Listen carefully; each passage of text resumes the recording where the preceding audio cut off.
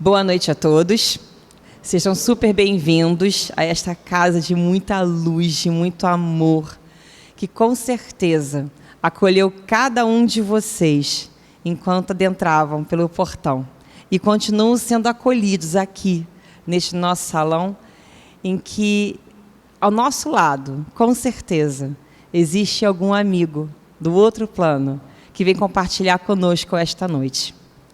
Agradeço a oportunidade de poder hoje começar com vocês, fazer o preparo, e vamos ver o que esse livrinho lindo, maravilhoso, mas com muita sabedoria, Gotas de Esperança, de Lorival Lopes, traz para a gente.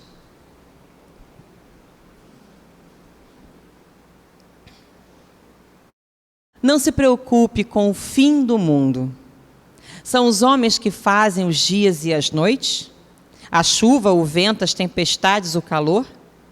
O mundo, tendo sido feito por Deus, está sujeito à determinação divina. Não se aflija, pois. Preocupe-se mais em amar o mundo. Ele está carente de seu amor. Devolva-lhe em dobro o amor que dele recebe. Faça-o melhor. O mundo é seu lugar de evolução. Aproveite cada dia que ele lhe oferece para crescer. Use-o. Participe dele. Agradeça a Deus por ele existir. Amar o mundo é a melhor forma de agradar a Deus. Quando a gente pensa, quando a gente vê noticiários e nós ficamos um pouco preocupados com o que ali aparece, é muita notícia ruim, né? É muita coisa que mexe com o nosso coração. Mas a grande certeza que os ensinamentos de Jesus e também que a doutrina espírita traz para a gente, né, por intermédio dos espíritos, nos garante que não tem fim. Nós, espíritos, a criação de Deus, ela não tem fim. Ela pode ser transformada, mas não tem fim. E todo servo verdadeiro é aquele que serve onde quer que ele esteja. Se estamos aqui hoje na Terra, é para servir. Se amanhã formos encaminhados para um outro orbe, é para servir. E ao servir, a gente manifesta o amor de Deus. E ao servir o próximo, a gente serve a Deus, porque o outro é a extensão do Pai Criador. Então não vamos nos afligir, é confiar. Sabedores que aquilo que mais tememos, ou que o ser humano teme, é a morte, e sabemos que o espírito continua vivo após a morte. Então por que temer isso? Que tenhamos nossos corações calmos, tranquilos, serenos e confiantes. E esse tema muito dialoga com o tema da palestra de hoje. Então, rogamos imensamente a Ti, amigo Jesus. Rogamos a espiritualidade desta casa, aos seus mentores, aos nossos mentores, para que todos juntos a nós, possamos entrar em harmonia e possam nos abençoar, nos intuir, ampliar nossas consciências, abrir nossos corações para que recebam todos os ensinamentos que aqui serão trazidos. Mas que as palavras aqui proferidas de Teu Evangelho, Senhor, não fiquem restritas a este recinto. Que elas se espalhem como fonte de luz e atinja cada coração sedento, mesmo que ele não saiba que também procura por Ti. Mesmo assim atua, Senhor. Abençoe-nos imensamente. Em especial, rogamos a Tua bênção para que o nosso querido amigo Fabrício Belotti possa compartilhar conosco os seus estudos, trazendo a tua palavra, esse Teu servo. Abençoe-nos, Senhor, agora e sempre. Graças a Deus. Boa noite a todos e a todas, tudo bem? Que bom ter aqui mais um tempo. A gente vai até 10 para as 9. Tá joia, obrigado. É bom voltar aqui a essa casa querida. Na última vez que eu estive aqui, tirei uma foto do lado de Jesus. Foi muito bom, é ótimo esse ambiente, esse lugar maravilhoso. Obrigado pelo convite que me fizeram novamente de estar conversando um pouquinho com vocês sobre um tema, como sempre, um tema do Evangelho, né? Eu tenho poucos vícios na minha vida, mas o Evangelho é um deles. Não deveria ser um vício, sim um hábito, mas eu adoro o estudo do Evangelho, é da minha linha de pesquisa e de estudo particular. Estou aqui com os textos e a gente vai fazer algumas leituras hoje para tratar daquele tema que muito adequadamente foi colocado na casa como que moral estranha é essa? Na realidade, nós estamos falando do Evangelho segundo o Espiritismo, capítulo 23, cujo tema dado por Kardec, que eu acho que essa casa deu um tema até melhor que o dele, é estranha moral, mas acho que o que moral estranha é essa, ficou muito mais divertido. E Kardec trabalha com uma ideia, e a gente vai pegar, pelo menos, se eu conseguir aqui no tempo, 3 passagens dos Evangelhos, a gente vai ler algumas coisas, eu diria que até uma bastante leitura, para entender um posicionamento que Kardec coloca nesse ponto da obra, que tem a ver com o fato de Jesus, às vezes, falar coisas, e isso está registrado nos Evangelhos, está registrado em pelo menos 3 dos 4 Evangelhos, que são estranhas mesmo.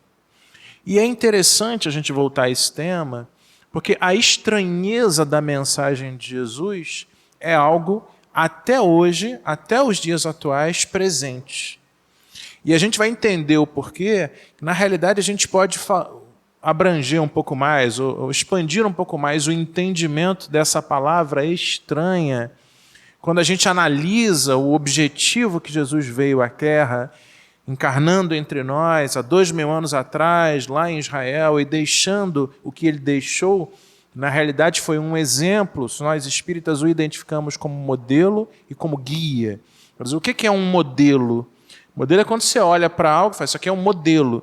Então é algo inspirador, algo que nos faz seguir, algo para onde a gente olha querendo imitar. Jesus é um modelo. Então todas as atividades de Jesus, sem exceção, todas as atividades, onde ele andava, como ele falava, para quem ele falava, onde ele ia, o que ele fazia, o que ele deixava de fazer, quantas vezes ele ficou calado, tudo isso é modelo para aqueles que pressupõem querer ser cristãos, dentre os quais, obviamente, nós. Porque o Espiritismo é eminentemente uma tradição cristã. Tanto é que a gente vai ler aqui vários textos dos Evangelhos, porque o Espiritismo é fundamentalmente cristão, basilarmente cristão, ok? O conjunto de textos que estão no Livro dos Espíritos pretendiam ser científicos e religiosos, e também, obviamente, filosóficos, mas também com base naquilo que Kardec teve de contato com a doutrina dos Espíritos, Jesus Cristo e o Evangelho foram inseridos como fonte, como base de moral, de conduta e comportamento da criatura espiritual encarnada. Na questão 625, é o que temos lá, a espiritualidade chamando Jesus de modelo, de guia, de exemplo mais perfeito para seguir. Então ele é um modelo nesse sentido, e o Evangelho para nós faz sentido. E além disso ele é um guia, como todo guia, é alguém que já teve em algum... O que é um guia? É um guia turístico. É alguém que já esteve num lugar antes, conhece ali, já passou por ali, e consequentemente reúne condições de fazer com que a gente ande por aqueles caminhos sem que a gente passe por dificuldades. Olha, eu sei que a maré vai subir, então vamos mais cedo. Isso é um guia. Olha, o terreno é perigoso, então cuidado com o calçado. Isso é um guia.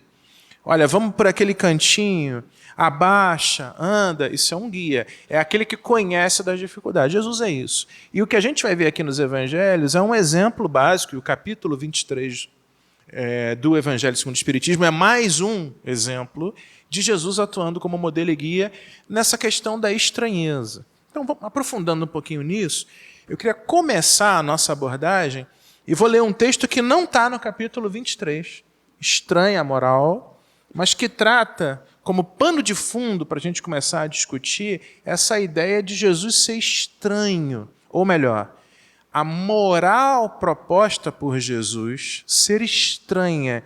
E isso já começou estranho lá, quando ele começava a fazer e falar coisas. Eu vou ler, eu peço desculpa a vocês estar consultando o celular, mas não estou olhando o WhatsApp não, viu, gente?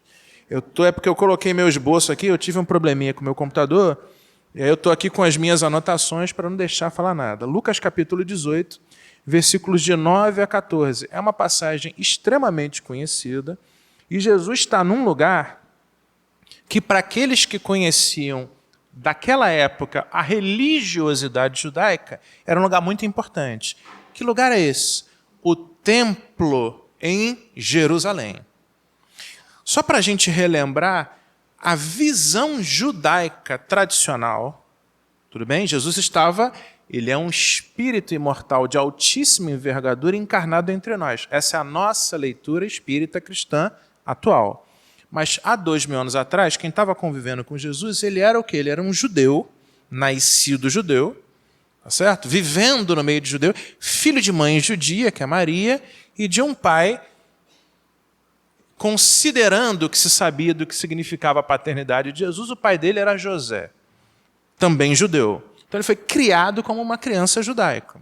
Vemos Maria e José levando Jesus ao templo nas festividades. Vemos Maria e José voltando de uma delas, quando ele tinha aproximadamente 12 anos, e ele ficando perdido por lá. Lembram disso? Então, a visita, pelo menos nas festividades ao templo, que é um requisito do judaísmo típico, era familiar a Jesus. Jesus foi judeu na sua criação. E o judeu, como é que ele via a religiosidade? Como é que ele se via e como é que ele via a religiosidade? Para o judeu, ele, o povo judeu, ele era um povo escolhido por Deus. Estou falando do judaísmo, ok? Um judeu se via como a própria escolha de Deus na terra, como um povo. Se você tinha nascido judeu, como é que você era ensinado pelos seus pais? Como é que era a tua cosmovisão? Você, por ser judeu, era escolhido por Deus para ser o povo eleito, representante de Deus na terra. Era assim que os judeus se viam. Então, se você pegasse um mesopotâmio, um egípcio, um assírio, um babilônio, um persa, um grego, um romano, o judeu diante deles falava assim: entendo que você é uma criatura divina, mas eu fui eleito por Deus como representante dele, Deus na terra.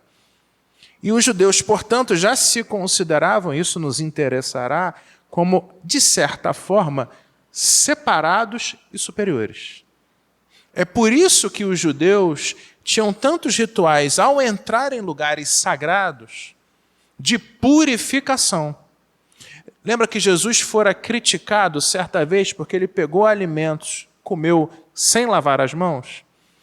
Se você for hoje, até hoje em Israel, hoje, nós estamos em 2025, e chegar no Muro das Lamentações, que o nome não é adequado, o correto seria, Western Wall, seria um muro ocidental. Na verdade, aquele muro nunca foi um muro de lamentações. Se você chegar lá hoje, o judeu típico ele vai estar diante do muro fazendo uma oração de lamentação, porque o templo não está mais lá, mas há 2000 anos atrás ele não era um muro de lamentações, ele era a base do templo. E o ritual, você tem umas canequinhas lá, o judeu chega lá, tem umas biquinhas assim de água, o judeu pega a canequinha, ele enche de água, ele lava do cotovelo para baixo, e aí ele pega a caneca, dá para essa mão lavada e usa para lavar a outra, e ele faz isso 3 vezes em cada braço, em cada antebraço. Isso é um ritual de purificação, previsto pela lei mosaica. Jesus não seguiu esse ritual e foi criticado. Mas por que esse ritual existe? Porque o judeu, além de ser eleito por Deus, ele tinha que se manter puro. E ele tinha que se manter puro fisicamente. Os banhos, ainda hoje você acha vários registros arqueológicos desses banhos. O judeu entrava num banho, tinham vários, ao redor do lugar do templo, está lá até hoje, tem vários. É uma espécie de piscina, igual uma piscina de batismo, uma piscina pequena, de 4 metros por 4 metros, com uma profundidade mais ou menos de 1,5 metro. Tinha uns degrauzinhos, eles entravam, eles tiravam a túnica, ficavam só ou nus ou com uma roupa de baixo e entravam naquilo para se banhar, depois saíam, secava rapidamente, um deserto, um sol danado, seco a beça, colocavam a túnica e entravam no templo puros.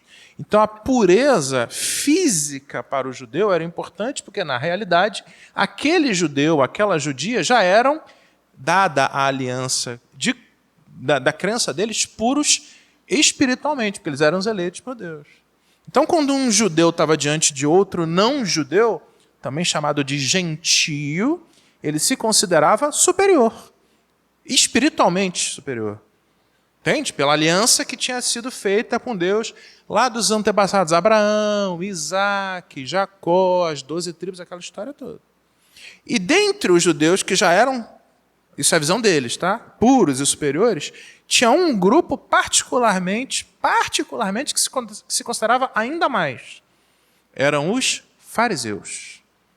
Por quê? Porque se a gente tinha como judeu que cumpria a lei, os fariseus faziam isso 3, 4, 5, 6, 7, 10 vezes mais. A lei estabelecia que pelo menos uma vez por semana você tinha que parar e orar virado para Jerusalém. Os mais devotos faziam isso uma vez por dia, pois o fariseu ou os fariseus faziam isso 3 vezes por dia. Então, assim, o fariseu ele pegava o que a lei mandava e levava aquilo a um nível que hoje seria considerado, talvez, quase um ascetismo ou uma beatice.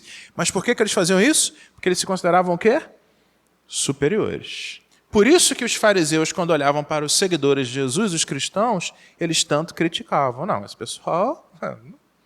Aliás, criticaram o próprio Jesus. Aliás, enfureceram-se com Jesus a ponto de o persegui-lo. O que eu quero ler em Lucas 18? Que Jesus, quando olhava para isso, e aí a crítica de Jesus, a moral estranha de Jesus, era, na realidade, eu já estou indo para o final da nossa fala, e depois a gente vai olhar os textos só para ver se eu não estou falando uma bobagem. Na verdade, eu estou reproduzindo o que Kardec fala aqui no livro Evangelho segundo o Espiritismo. Mas o que é Jesus? A moral para Jesus era diferente dessa moral religiosa de pureza, de santidade e de superioridade do povo judeu. Porque o que Jesus traz? A moral divina é uma prática consciente de respeito ao próximo, baseado em 2 princípios, só 2. Ama a Deus sobre todas as coisas e ama ao próximo como a ti mesmo. Acabou. Para Jesus isso era suficiente. É evidente que são princípios dos quais uma série de coisas são desdobradas. Tá certo? Se eu amo a Deus sobre todas as coisas, eu me relaciono com as coisas materiais em inferioridade em relação a Deus. Porque eu amo a Deus sobre todas as coisas. É uma prática, é uma percepção do ser humano derivada desse princípio. Se eu amo ao meu irmão como a mim mesmo, eu vou ferir meu irmão? Se eu amo ao meu irmão como a mim mesmo, eu vou feri-lo? Eu vou subtrair os bens dele, vou roubar coisas dele? Se ele estiver em situação de necessidade física, passando fome, frio, sede, e eu tiver como acudi-lo, e eu amo a ele como eu amo a mim mesmo, eu naturalmente não vou acudi-lo. Então, do princípio, amo ao próximo como a si mesmo, derivam-se uma série de atitudes morais. Mas entende que isso não tem nada a ver com o fato dele ser judeu, eu ser judeu, dele ser grego, eu ser judeu, e muito menos de eu me considerar superior a ele. Então, Jesus ele inverte.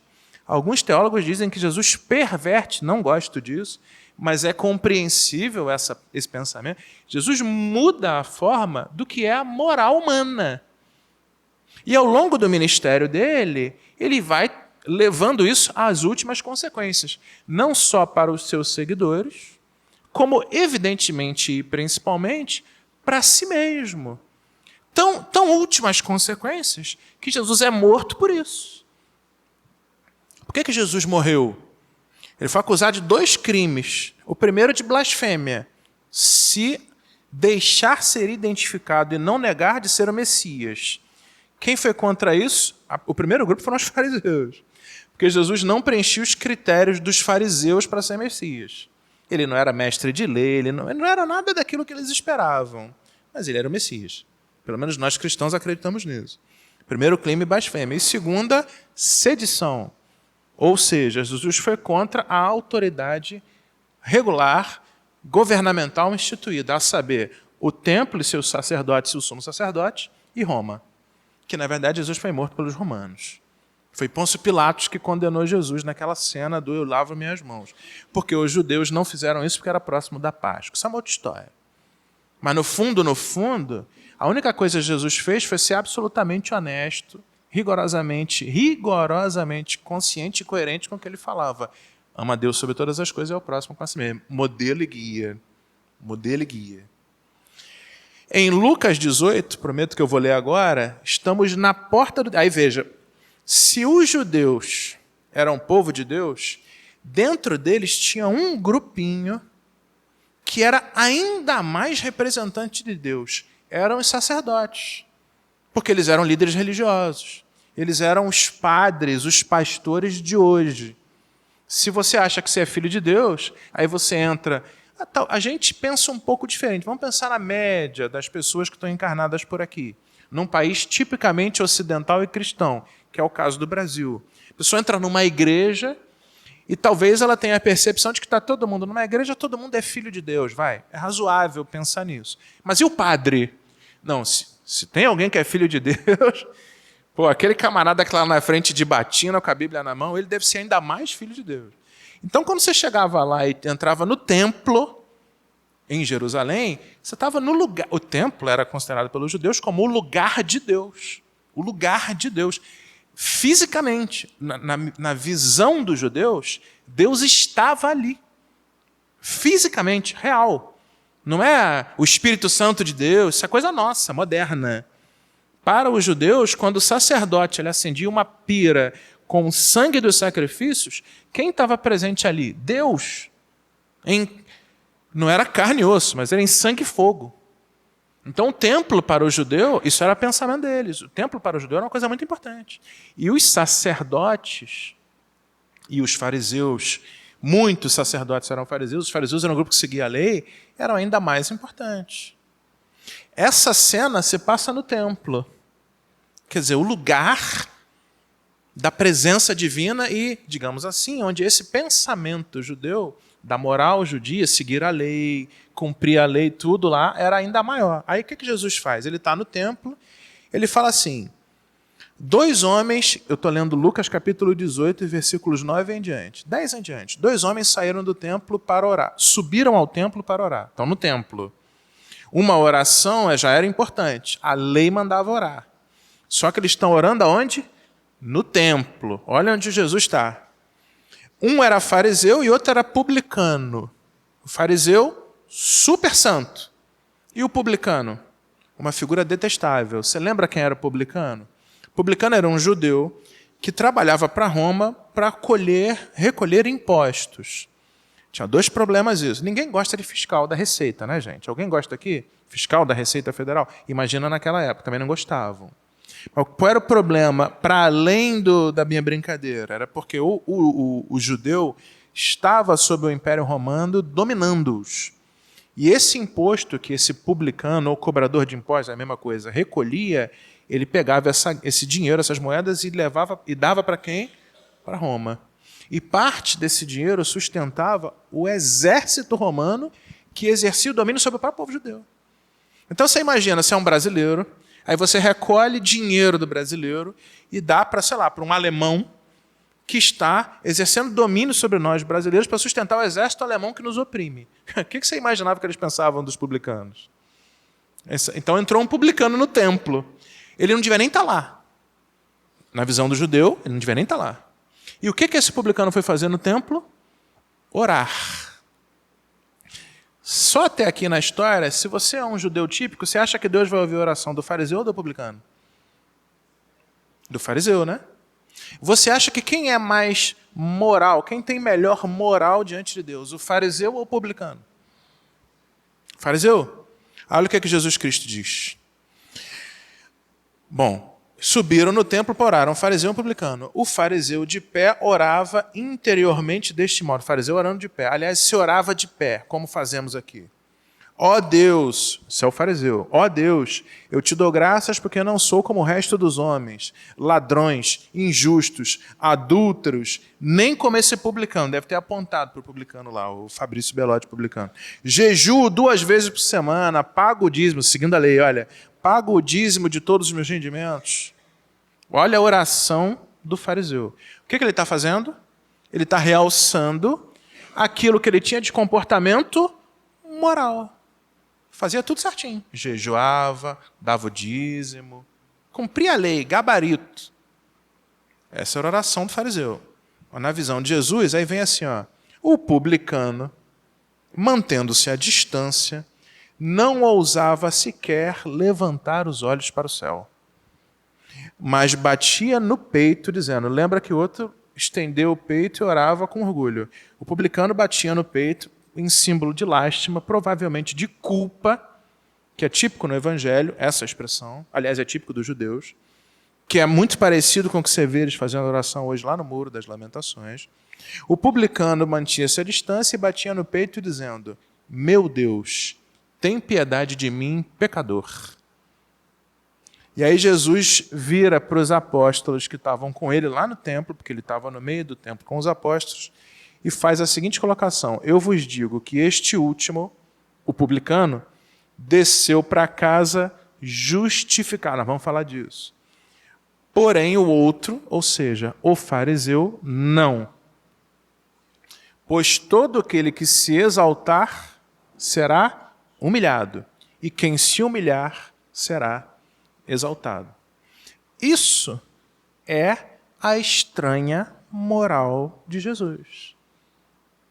Porque para Jesus não importava se aquele homem era fariseu, publicano, judeu, romano, homem, mulher. O que importava na fala de Jesus, aqui a gente começa a entender a moral de Jesus. Aquele que se exaltar será humilhado. Aquele que se humilhar será exaltado. O que Jesus está fazendo? Ele está invertendo a lógica moral dos fariseus, que eram os homens tidos como os melhores judeus daquela época. Por quê? Porque Jesus não fazia julgamento de pessoas, aliás, nunca fez, e ainda mais baseado em títulos religiosos. Se fizesse, ele teria vindo e teria sido um fariseu. Você acha que Jesus não teria condições de seguir a lei mosaica? Você acha? Ele teria condições de seguir a lei mosaica inteira. Foi ele que deu a lei para Moisés lá atrás. Mas ele não estava preocupado com isso, porque a moral estranha de Jesus não se baseava somente em requisitos legais, jurídicos. O negócio de Jesus era amor, é coração, é sentimento. Ama a Deus e ama teu próximo.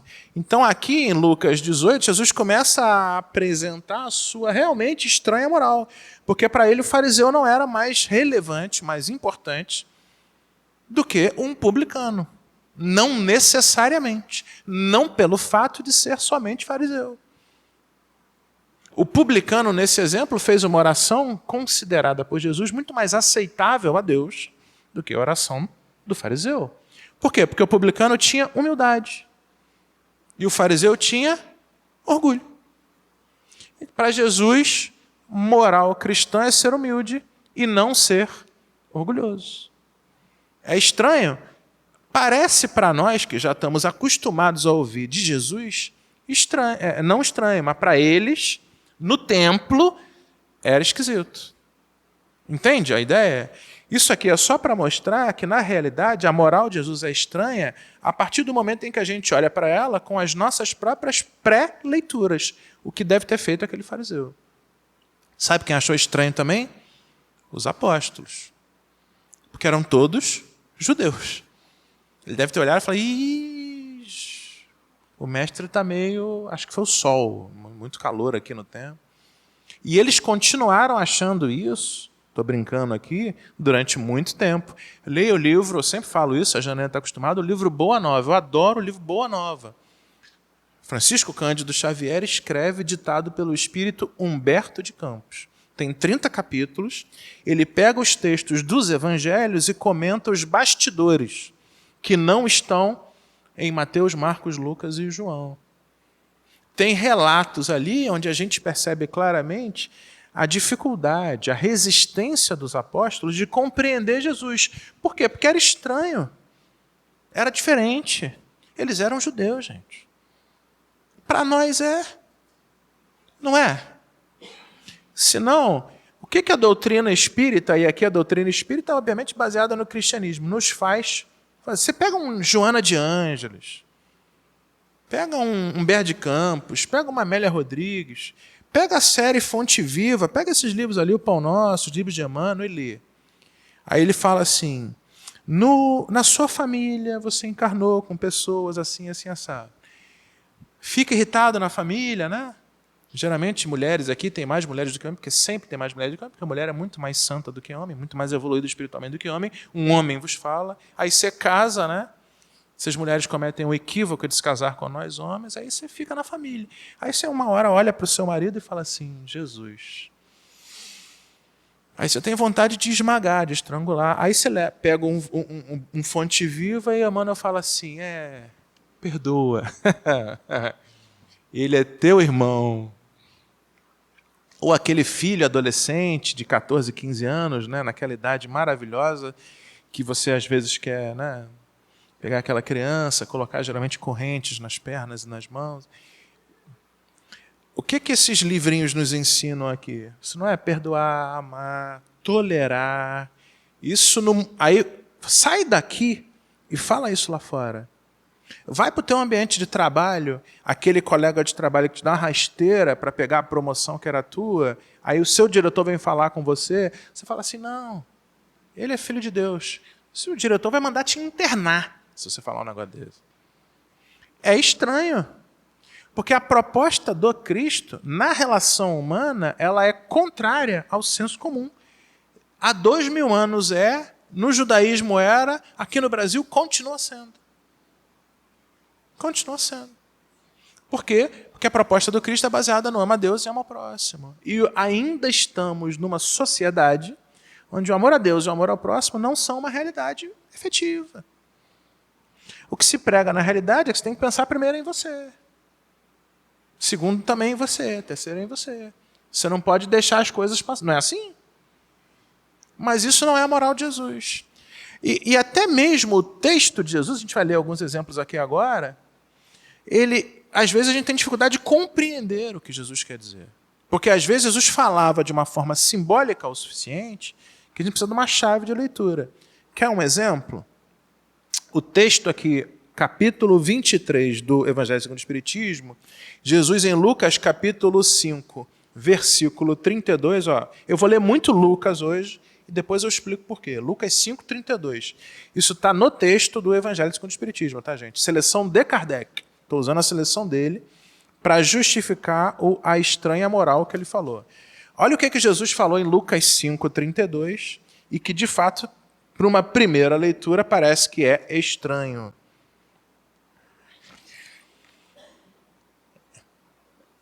Cadê?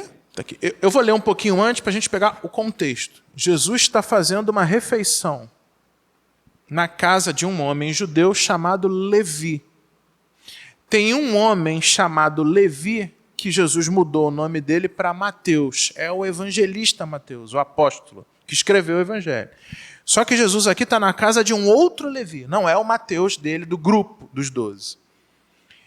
Levi ofereceu então uma grande festa na sua casa e com eles estavam à mesa numerosas multidões de publicanos, lembra deles? E outras pessoas. Tem sempre um publicano perto. Os fariseus e os escribas, olha aí, fariseus e escriba era quem? Escriba era uma pessoa altamente culta, que fazia cópias da lei mosaica, portanto ele era instruído, letrado e sabia ler e escrever, o que era raro, alfabetizado, era raro, e ele tinha instrumentos para fazer. Gente, não tinha livro, tudo bem? As coisas eram em papiro, aquela cópia, naquele negócio de tinta, era um trabalho. Não. O escriba trabalhava com isso. Geralmente ficavam na sinagoga ou no templo, e os registros oficiais eram feitos pelos escribas. Era um escrivão, ou um tabelião de hoje. Uma pessoa que registrava a coisa oficial. E, obviamente, naquela época, o que era a lei ou o Código Civil? Era a Torá. Além disso, os escribas cuidavam de contratos, o nosso direito civil. Então, estavam lá os escribas e os fariseus, junto com os publicanos. E eles murmuravam aos discípulos, dizendo... Lembra, Jesus estava numa casa de um Levi e foi fazer uma refeição. Quem levou Jesus para lá? Os fariseus e os escribas já estavam lá na casa do Levi. Mas quem levou Jesus para lá? Quem você chamaria para almoçar e jantar na sua casa? Responde para você agora. Quem você acha que Jesus levou? Todo mundo que passava perto dele. Inclusive os publicanos. Aliás, o Mateus, Levi, que virou Mateus apóstolo, qual era a profissão dele? Chefe da coletoria de publicanos de Cafarnaum. Não era só publicano, não. Ele era o chefe dos publicanos. Devia ser ainda mais detestado, né?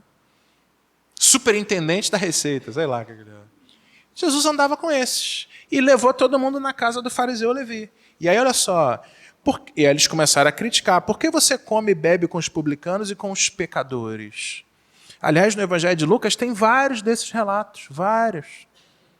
Vários. Em Lucas 15, que eu adoro, Jesus está descendo lá da Galileia, indo para Jerusalém, e no meio do caminho eles ficam criticando. Esse aí é teu mestre? Aí está andando com mulher de má vida, de má fama, com um publicano, com um deficiente físico, que para a leitura daquela época da lei era uma pessoa que tinha o desfavor de Deus, por isso que ele estava tocado na carne. Jesus andava com todo mundo. Imagina se Jesus ia andar sem... Você acha que Jesus ia deixar de andar com alguém? Por quê? Porque o fariseu falava mal. Jesus era realmente estranho. E aí foi para a casa de Levi, ele foi convidado, ele levou todo mundo. Eles começaram a criticar Jesus. Aí o que Jesus fala? Olha a estranheza. Os sãos, ou talvez os saudáveis, não têm necessidade de médico, e sim os doentes. Não vim chamar os justos, mas sim os pecadores ao arrependimento. Isso para eles era algo absolutamente estranho. Parecia que Jesus estava sendo injusto. Como assim? Uma pessoa que se diz profeta de Deus santa chama para si os pecadores e deixa de lado os justos. Não é nada estranho. Você entende o que Jesus está dizendo? Qual é a nossa interpretação e a interpretação de Kardec? Eu vim para os doentes, outra tradução dirá, e não para os sãos. Não é verdade, gente? Se você está pleno espiritualmente, a rigor, você não precisa de alguém para te guiar. Eu tenho dúvida se algum de nós pode se caracterizar ou se considerar um dia pleno espiritualmente. Eu não tenho essa pretensão. Eu preciso de Jesus, modelo e guia. Mas se alguém já se sente pleno, tudo bem. Pode seguir sozinho. Então o que Jesus está dizendo aqui para o Levi lá? Levi, eu vim cuidar daqueles que precisam. Eu vim ajudar as pessoas que precisam. Por isso que eu vim. Eu não vim para aqueles que já são ou se consideram sãos. Então não tem nada de estranho no que Jesus falava. Absolutamente nada. Ele só estava demonstrando que a natureza do seu ministério, é o início que a gente falou, tudo que Jesus fez, tudo que Jesus falou tem significado, era para aproximar. No fundo, e aqui a gente fala de Lucas, e daqui a pouco a gente fala um pouquinho de como é que Lucas escreve o seu evangelho, para quem que ele escreve. O evangelho de Lucas, gente, é o evangelho da misericórdia. Lucas não era judeu, Lucas era grego. E qual era a profissão de Lucas? Médico. Ou seja, ele estava acostumado a lidar com a dor e com o sofrimento humanos. Nada melhor para escrever esse tipo de coisa aqui. Quando ele olhava para Jesus, ele via não um judeu que era Messias, como Mateus via. Ele olhava para um homem que resgatava em nós humanos a humanidade. E que, no olhar desse médico, andava com gente doente, sim. Não só fisicamente, hein? Aliás, no relato de Lucas, é onde vemos os maiores milagres de Jesus. Particularmente 2 deles. Curas físicas, ele era médico, ele tinha interesse nisso. Curas físicas, gente com a mão atrofiada que Jesus curou numa sinagoga, cego que Jesus foi lá e restituiu a visão. Imagina um médico sabendo e vendo. Vendo não porque ele não conviveu com Jesus, mas sabendo disso. Está tudo registrado aqui, era do interesse dele.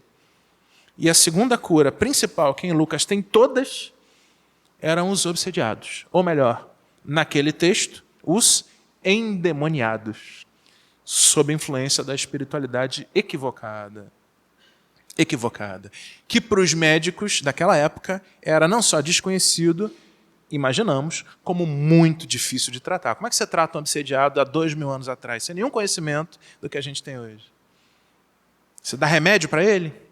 Vai dar uma erva para ele? Vai dar um tapa na cabeça dele? Enfim. Então, o que Lucas está registrando que Jesus falou, Jesus veio para os doentes. É isso mesmo. O que ele não falou e que a leitura nossa é quem são os doentes? Aliás, melhor, quem somos os doentes? E aí a gente conversa com o primeiro texto que a gente tirou de Lucas. A gente é fariseu, orando para Deus, batendo no peito e falou, Deus, eu jejuo, eu dou o dízimo, eu faço oração, né? Ou a gente é o publicano. Tem piedade de mim, Senhor, eu não sou sequer digno de fazer uma oração para Ti. Aí a gente se posiciona. Aí a gente escolhe a moral que a gente quer. Se é a moral de Jesus, que não é que a moral de Jesus nos culpa, Aliás, Jesus nem nos julga, mas a moral de Jesus coloca as coisas no seu devido lugar. Porque ela nos coloca no nosso devido lugar. E aí a gente tem uma leitura melhor do que somos. Você entende esse texto? Mas quando você lê numa primeira vez que Jesus falou que ele veio para doente, não para ação, aqui ele falou, inclusive, que ele veio para injustos e não para justos. Se a gente fizer uma leitura fundamentalista, a gente vai falar, mas Jesus veio então para quem não presta. Talvez. Não que ele veio para se relacionar com quem não presta, mas ele veio para mostrar para aqueles que não prestam. Esse não prestam aqui é uma leitura bem pesada minha, não é isso. Mas vamos colocar nesses termos. Ele veio para aqueles que estão em desacordo com a lei, para mostrar justamente que a gente tem a opção de estar de acordo. A gente pode fazer uma mudança. O que o Espiritismo prega? Não é a reforma íntima? O que é isso? É fazer a mudança. Que mudança? A gente é tudo, não tem jeito, tudo pecador. Não, a gente erra. Eu falei isso recentemente, aliás, eu estou repetitivo, coitada da Janaína. Eu adoro um texto de Emmanuel, eu não sei exatamente onde ele falou, porque eu leio muito Emmanuel, que o ser humano, antes de ser mal, ele é equivocado. Eu adoro isso. E ele tem razão. Tem gente que erra querendo errar, inclusive, muitas vezes, esse que vos fala. Aquele dia que a gente acorda meio que zumbeiro e vai fazer bobagem. Que a gente até reflete, mas não escuta a voz da consciência gritando para nós, Fabrício, não faz isso. Aí a gente paga para ver. Mas na maior parte das vezes, ainda mais para o público que eu estou vendo aqui, eu estou falando para adultos, pessoas maduras, quando a gente se equivoca, na maior parte das vezes, a gente está só equivocado. Às vezes a gente está querendo acertar. Mas a gente erra. E o Cristo que eu leio nos Evangelhos, que é o Cristo que Kardec nos apresenta, e que é o Cristo que a gente deveria conhecer, ele, ao invés de nos punir e nos condenar, ele nos acolhe e nos modifica.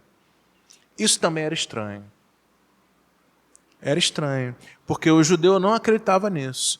Tanto não acreditava que os que andavam com Jesus, que eram considerados equivocados, termo nosso, eles, ao invés de acolher, o que eles faziam? Criticavam. Criticavam. Inclusive, o próprio Jesus. Por isso a gente está lendo Lucas, que é o evangelista que mais nos aproxima da miséria humana, querendo nos mostrar que essa miséria humana, para Jesus, é só uma condição passageira e que a gente tem jeito. É isso. Agora, existem outros relatos, eu vou ler mais 2 por causa do tempo, eu vou até 50 ou 55? 50. Não vou não. Vou ler Lucas 14, 20. Olha só como o Evangelho de Lucas mostra alguns textos. Acho que a gente já está bem... Vocês entendem o que é a estranha moral? Olha o que Jesus apronta. Jesus apronta, olha só eu. Se eu desencarnar hoje, eu vou desencarnar no desfavor de Jesus. Lucas 14, 25 e 26. Grandes multidões o acompanhavam. Você vê que sempre tinha uma galera junto com Jesus. Grandes multidões o acompanhavam. Jesus voltou-se para eles e disse: se alguém vem a mim e não odeia o seu próprio pai e a sua mãe, mulher e filhos, irmãos e irmãs, e até a própria vida, não pode ser meu discípulo. Quem não carrega a sua cruz e não vem após mim, não pode ser meu discípulo. E agora? Endoidou de vez, né? Odiar pai, mãe, irmão, mulher e a si mesmo não pode ser meu seguidor. Quem não carrega a sua cruz, isso foi antes de Jesus desencarnar, hein? Quem não carrega a sua cruz, não vem após mim. O que Jesus está dizendo? Será que o odiar pai, mãe, irmão... Aqui eu preciso falar uma coisinha, 1 minuto. Quando você olha no Evangelho segundo o Espiritismo, sabe o que Kardec fez, gente? Esse texto que eu acabei de ler para vocês foi escrito originalmente num idioma que Kardec não dominava. Kardec, olha a humildade do codificador. No Evangelho segundo o Espiritismo tem uma nota no texto, onde Kardec chama o senhor Pesani. O senhor Pesani era especialista naquele idioma desse texto. E Kardec tira dúvida com o senhor Pesani do que significa esse odiar. O odiar não é o odiar que você e eu imaginamos que seja. O odiar simplesmente aqui é amar menos. É um degrau abaixo. Então Jesus não está propondo que você vai odiar seus familiares, evidentemente. no texto do Evangelho segundo o Espiritismo, se constrói essa narrativa. Kardec fala assim, gente, se a gente achar que Jesus mandou alguém odiar alguém, a gente não entendeu Jesus. Ou o texto está errado. O que Jesus está querendo dizer aqui é, nas relações que a gente tem com, inclusive, os outros seres humanos, a nossa relação com Deus deve ser o quê? Superior. Nesse sentido, é como se a gente amasse menos, deixasse de gostar tanto. No texto de Lucas, odiasse alguém, ao invés de odiar ou amar menos Deus. Nesse sentido. Isso é importante para nós? Quantas vezes você será sugestionado ou alguém lhe falará para fazer alguma coisa que está em desacordo com o cristianismo? Nem falar do espiritismo. Já passou por isso? Mas quando você olha esse texto, não parece estranho?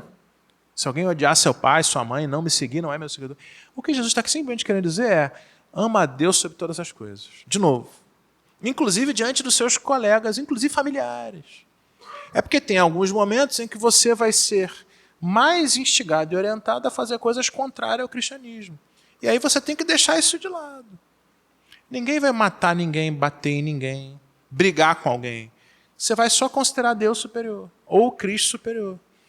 Lucas 14, 33. Eu li aqui o 14, 28. Olha o 14, 33. E é interessante porque isso é colocado no próprio texto lucano na sequência.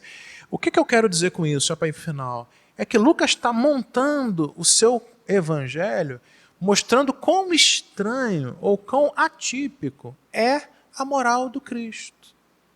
E que às vezes Jesus falava algumas coisas no exagero mesmo. Aliás, essa linguagem de Jesus era comum.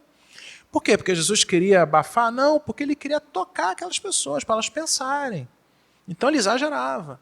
Olha o 14:33 para a gente ir para o final. Ele está no mesmo contexto, dando instrução. Ele, Jesus. Aí lá pelas tantas ele fala assim, portanto, qualquer de vós que não renunciar a tudo o que possui, não pode ser meu discípulo. Exagero, é estranho. Não, então tenho que abandonar tudo, viver uma vida ascética, virar Francisco de Assis, ser monge. Então não posso ter carro, não posso ter conforto, não posso ter televisão, não posso ter celular, não posso... Não, o que Jesus está querendo dizer? Ama a Deus sobre todas as coisas. Lembra lá do publicano, que amava mais o seu próprio orgulho do que aquilo que ele tinha que amar? O que Jesus está querendo dizer não é que você tem que se renunciar a tudo necessariamente, mas se a gente tiver, falamos aqui, uma relação com as coisas materiais, de tamanha vontade, de tamanho apego, que a gente não consegue colocar coisas espirituais na nossa vida, nós não estamos seguindo Jesus. O Espiritismo é maravilhoso em nos ensinar o que significa matéria e espírito. Quanta gente desencarna, não é isso, minha irmã? Apegado às coisas, aí chega lá no plano espiritual, fica preso aqui. A casa, ao carro. Nosso lar, André Luiz. Desencarnou, médico, legal, bonitão, tinha uma esposa. Ele achava que aquele espírito encarnado era de quem? Dele. Aí foi lá para cima, ficou lá um tempão, foi acolhido em nosso lar. Alguns anos depois, o pessoal deixou o André Luiz vir aqui embaixo fazer uma visita. Aí o que ele veio fazer? Visitar a minha mulher. Lamentavelmente, ela já tinha sido casada, tinha um italianão lá, grande, forte, bonito, com ela. O pessoal falou assim, André, você tem certeza que você quer ir? Não, quero ir sim, André. Pensa bem, André. E foi. Aí chegou lá, passou mal, foi para o jardim, teve que ser acudido. Gente, a gente não encarna, reencarna. Você acha que a pessoa que hoje é seu esposo, seu marido, seu filho, é seu? Né? Daqui a 2 encarnações, os núcleos familiares se reconfiguram. Sim, por isso que Jesus fala aqui. Quem não renunciar a tudo que você acha que você possui, não pode ser meu seguidor. Então não tem nada de estranho na palavra de Jesus. Para fechar aqui, o que Jesus está querendo nos dar a entender com o seu exagero da linguagem é simplesmente o que ele sempre fez. O que é importante? Ama a Deus sobre todas as coisas. E ama o próximo como a si mesmo.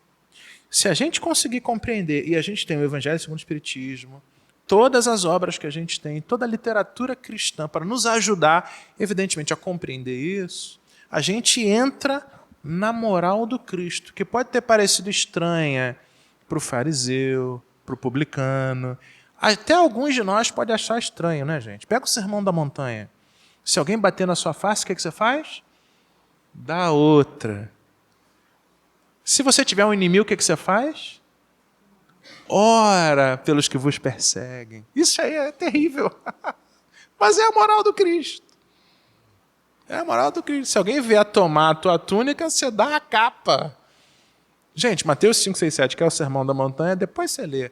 Mas toma um chazinho antes, tudo bem? Faz uma prece, tira de perto o marido, filho, fica sozinho e lê. A estranheza da moral do Cristo é a medida da nossa dificuldade de praticar amor. A estranheza da moral do Cristo só faz sentido para o Espírito encarnado à medida da nossa dificuldade de praticar amor. É por isso que ainda é estranho. Mas se a gente, de fato, levar isso às últimas consequências, do amar, amar, amar, amar, que foi tudo que ele fez e ensinou, a gente deixa de ter qualquer estranheza no que ele falou.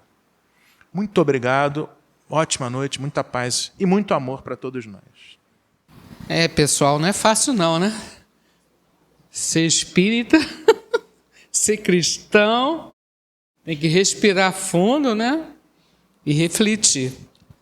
E tem que jogar a ansiedade fora, né? Porque a gente escuta isso tudo aí, meu Deus, temos que fazer tanta coisa, né? Mas vamos devagar, né? Deus não tem pressa. E nós devemos ter essa pressa de tentar superar as nossas lutas, que são imensas, né? Mas graças a Deus, hoje estamos numa casa como essa, podendo escutar o nosso irmão Fabrício falar de uma forma tão clara sobre a mensagem de Jesus. E nós, de acordo com a nossa evolução, vamos absorvendo, refletindo e trabalhando dentro de nós essa moral tão linda, tão importante. E a mensagem do Cristo é tão simples, né? Porque ele só fala em amor. Mas o amor em nós ainda está na fase de crescimento, somos ainda crianças e temos muitas dificuldades no dia a dia. E Deus compreende isso porque Ele nos criou simples e ignorantes, e nos colocou diante da vida, diante das suas leis, para que nós possamos aprender devagar, entendendo essas orientações tão lindas, tão importantes para o nosso caminhar. E aí, sozinho, fica difícil. Então, nós precisamos de ajuda. E ajuda não nos falta, né?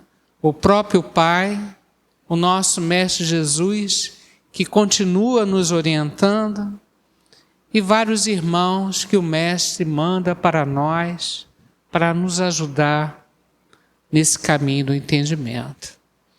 Então, o fato de estarmos numa casa como essa, que tem 100 anos de existência, isso é um projeto divino, um projeto que nos abriga hoje, para escutarmos isso e nos ajudar a entender esse caminho que precisamos, que não é fácil, mas precisamos percorrer e evoluir. Graças a Deus, né? Gratidão a esse Pai, aos nossos amigos espirituais. E pedimos então, nesse momento, a ajuda dos nossos irmãos para orarmos por aqueles que partiram da terra, que nós temos certeza que estão vivos em alguma dimensão no plano espiritual. Então é hora da gente pensar naquele pai, aquele irmão, naquele amigo que estão hoje no plano espiritual, que nesse momento estão ligados a nós através da oração, do nosso sentimento, do nosso amor, que ainda não é tão grande, mas nós já conseguimos colocar isso para fora. E quando nós oramos, nós potencializamos esse amor. Esse amor vira uma grande ponte de ligação aos nossos entes queridos que lá estão do outro lado e com certeza torcendo por nós. Então nós vamos mentalizá-los com imenso carinho, especialmente para a nossa irmã Georgelina Pereira, que faria aniversário hoje, né? A Mara mandando aquele abraço, aquela saudade em forma de amor, né? Queremos lembrar do nosso irmão, acho que é Gilson, não. Juliana, qual é o nome do seu sogro?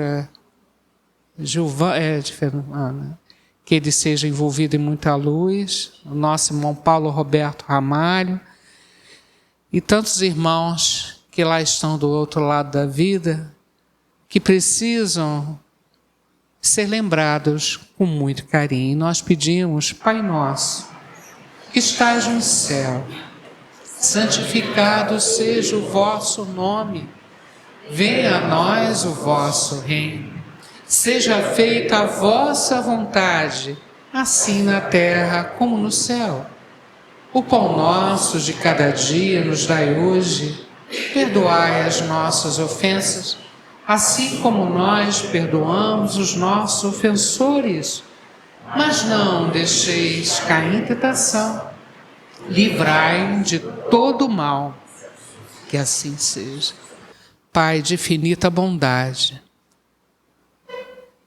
por essa energia que todos nós possuímos, que esse amor chegue a esses corações, levando o nosso abraço, a nossa saudade, para mais que eles recebam isso com alegria nos seus corações e que sejam muito felizes no plano espiritual. Que assim seja.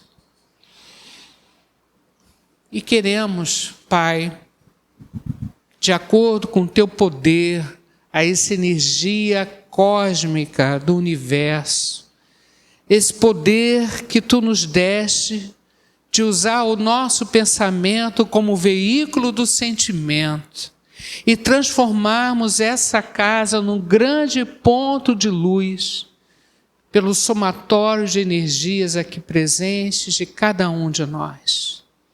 Nós transformamos essa casa, junto com a espiritualidade maior, num grande sol de luz, energia atômica, que daqui vai partir, porque assim desejamos, para todos os endereços que nós colocamos na caixinha de irradiação, para os nossos lares, nosso ambiente de trabalho, para a nossa comunidade, para o nosso Rio de Janeiro, nosso Brasil, a nossa terra escola querida, a todo o universo. Essa humilde energia que nós construímos nessa casa, ela vai crescer em nome de Jesus e vai irradiar e vai fazer esse trabalho de harmonização que tanto precisamos dentro do nosso lar. Vamos mentalizar a nossa casa, imaginar essa energia atômica lindíssima, poderosa, fazendo uma limpeza na nossa casa, afastando todo o mal, todo o miasma, toda a negatividade, deixando lá o hálito, a presença de Jesus. E aí vai para onde essa energia pudesse expandir, para todos os endereços que nós colocamos na caixinha de radiação, e essa energia se espalhando em torno de nós. Graças a Deus. E precisamos também de saúde, né? Como eu sempre falo, toda segunda-feira nós lembramos do Evangelho de Jesus, que é a nossa grande prescrição médica, né? Porque quando a mente está em equilíbrio, quando o nosso coração está em equilíbrio, as nossas células agradecem. Energias salutares estão circulando em nós. Agora, quando nós esquecemos disso e semeamos mágoas, rancor, ódio, né? Aquelas coisinhas que a gente não conhece, né? Isso aí intoxica os nossos hormônios, as nossas células, não é verdade? Então, o Evangelho de Jesus é o grande medicamento para a nossa cura. E é a hora, então, da gente fazer o trabalho da visita médica, pedindo por todos os nomes que colocamos na caixinha de visita médica, especialmente aqui para o nosso irmão Valdir Tavares, no Hospital São Vicente de Paula, Rua Doutor Satamini, 333, CTI Clínico, leito 7. Que Deus possa ajudar esse nosso irmão aí, uma situação bem delicada, né?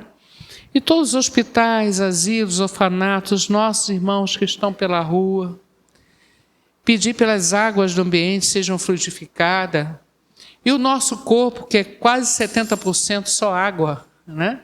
Que possamos receber essa bênção para a saúde do nosso corpo físico, nosso corpo espiritual também.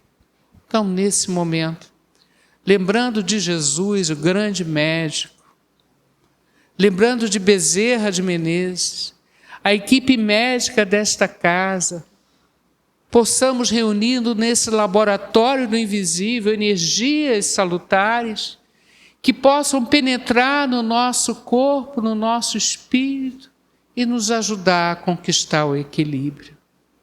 Então, nesse momento, nós pedimos: quanta luz nesse ambiente,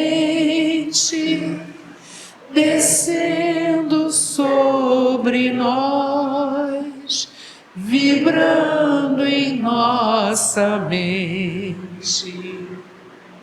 Quanta luz, quando assim em prece nossa alma cresce aos olhos de Jesus. Quanta luz, pois em oração a voz do Mestre fala aos nossos corações.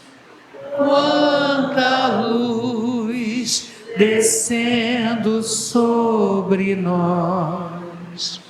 Quanta luz, quanta luz.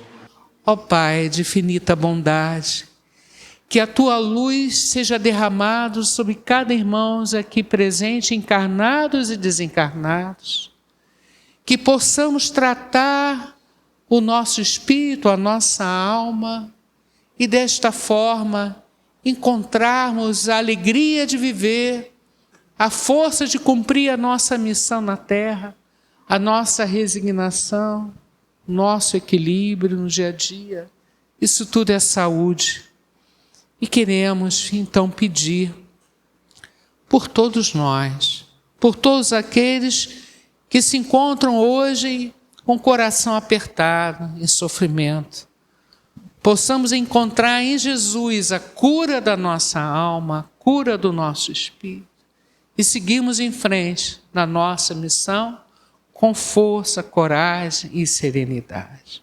Obrigado, Senhor.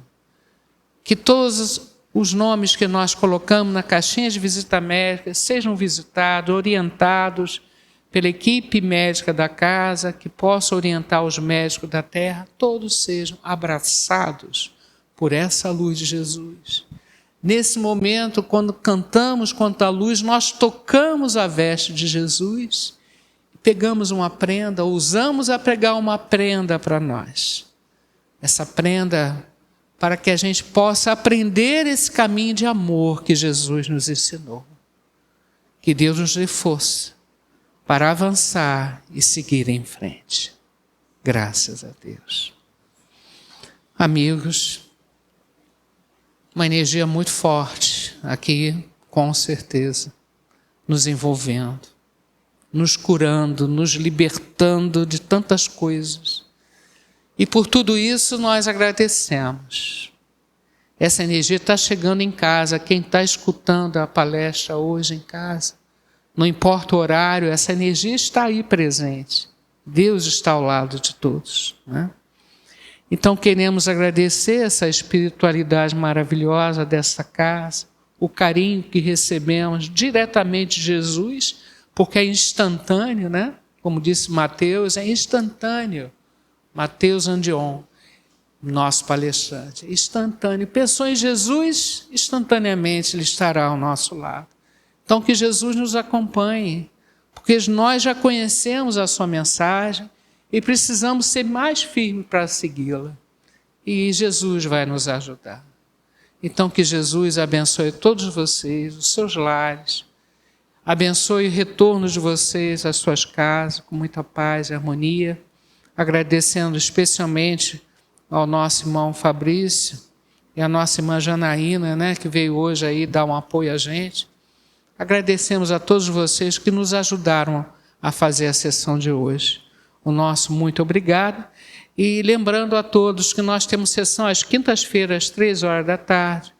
Nós temos vários cursos online importantes. Qualquer dúvida, está aí a Beth e o Ricardo para esclarecer vocês, né?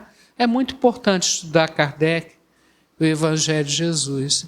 E a lembrança do culto do Evangelho no lar que nós temos que fazer em casa. Isso é muito importante. Gente, uma boa noite, um abraço a todos e até a próxima, se Deus quiser.